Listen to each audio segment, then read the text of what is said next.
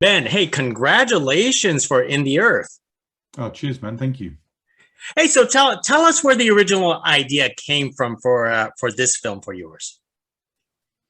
Um, Basically, yeah, it was a reaction to or a way of trying to keep my sanity at the beginning of the lockdown, and I found it was easier to kind of try and process it by writing rather than, just rocking backwards and forwards with my head in my hands. So I kind of that's how it started off.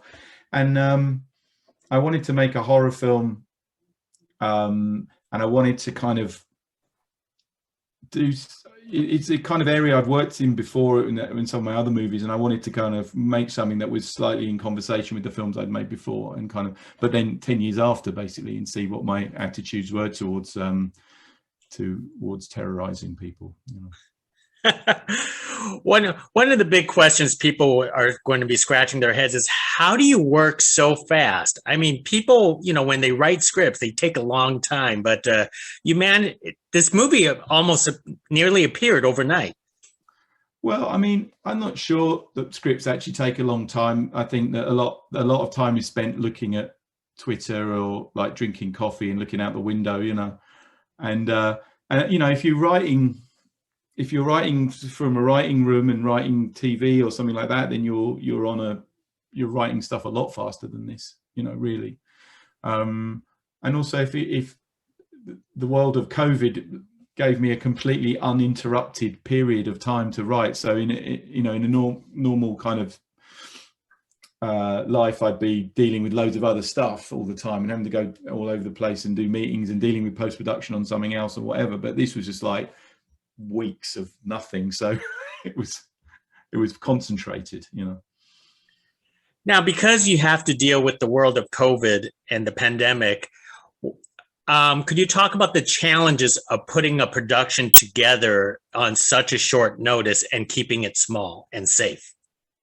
Yeah, well, the main thing is like, and it's been something I've done in all the other films, is a lot of the films I've made, is like a pragmatic approach. So you don't necessarily write something and then go like, how, just completely out of with no bracket or, limit to it, and then go, how are we going to make this? And then try and raise the money, because it just doesn't really work like that if you want to keep working. So what you do is you see what your budget is, you see what your restrictions are, and you do yourself a favor and write into the restrictions rather than crying and going, oh, why can't my vision be made? So that, and one of the main things that we found early on was that if you shoot something indoors, you put everybody at risk.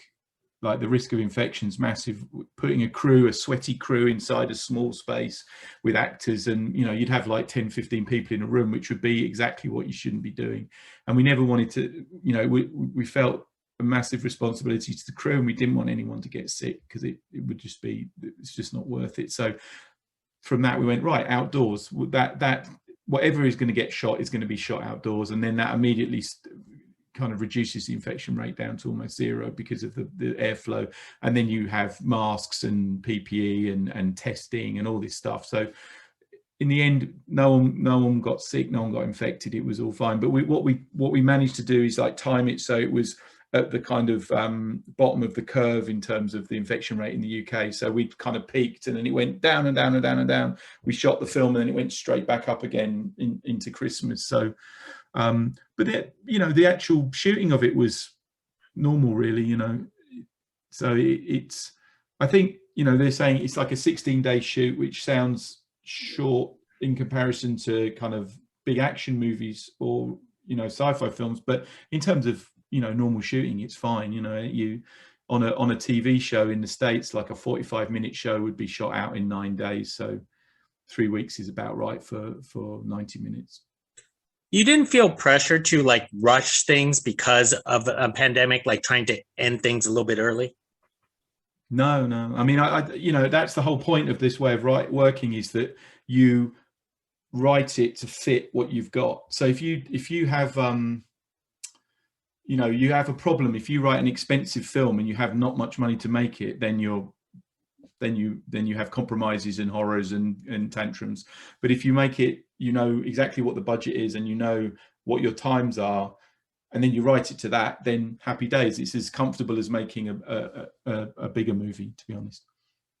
Now, even though filming outdoors is going to be safer because of the airflow, it also proved a lot of different other challenges for yourself because of the environment outdoors, especially in the UK. Could you talk about that? Yeah, I mean, it wasn't, I mean, I've shot outdoors in the UK a lot. And one of the things you learn straight away is that when you write a script, you never write dusk, you never write dawn, you never write like a red, the sun rises, because basically chances are it's just grey and miserable. So it's like, that's why people shoot stuff in Hollywood, because the light is nice, So it's kind of, and which is a roundabout way of saying at any point you'll get any kind of weather here. So you just have to be used to that. Just shoot as fast as you can and just go, right, okay, well, this scene is now raining, and so now it will rain, and we will not stop, and then we'll shoot the way through it. And hopefully we'll shoot, when we shoot one way, it's raining, and when we shoot the other way, it's still raining, so that it all matches, and then you move on. But then, the way to get through it is you just call it production value. You just go, this would be so expensive to put this in, this rain. So now we've got it for free. So that's great. Now, because of the speedy process, was the casting also was a regular process, or there were some difficulties trying to attract actors at the beginning of the pandemic for something like this? No, it was fine, because it was, by the time we cast it, it was in the middle of the year, so everyone had been out of work for months, so that side of it was easy because everyone was available. But it was interesting working in the world of Zoom. We were I did the casting down the line. We never met, all the production staff never met up until we actually got on set. So I quite liked it, to be honest. It's quite good. The only thing with the casting side is that I didn't get to meet actually everybody in the film I knew except for Elora, and I only met her for the first time on set. So that wasn't brilliant. I'd have loved to have talked to her a bit more beforehand. And there's a thing that you can tell with people. There's like a chemical thing that if once you're in a room with someone, then it's much easier to go, oh right, there we can get on with each other, or oh my god, they hate me, why is that? Or whatever, so then so there's a gamble there, but it's not it's not the end of the world. It's kind of and it worked out great. Now, I love the fact that a lot of your movies, you like to use, I want to say practical effects.